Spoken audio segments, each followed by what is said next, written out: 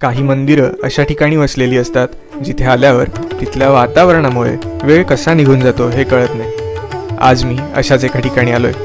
हे मंदिर समुद्रकिनाऱ्यावर एका कड्यावर वसलंय। या पायऱ्या उतरल्यावर मला औदुंबराचं दर्शन झालं। हे जयगडमधलं श्री कराटेश्वर मंदिर आणि हे शेकडो वर्ष जुनं आहे। मंदिराचा सभामंडप लाकडी आणि कौलारू आहे। इथून थोडं खाली आलो आणि मला दिसला गोड पाण्याचा झरा।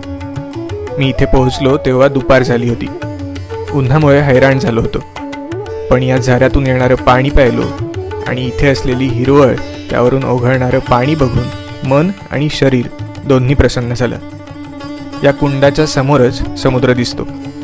मग काही क्षण इथे बसून किनाऱ्यावर आदळणाऱ्या लाटा, मध्येच येणारा पक्ष्यांचा आवाज, अशा नैसर्गिक संगीताचा आस्वाद घेतला आणि परतीच्या प्रवासाला लागलो।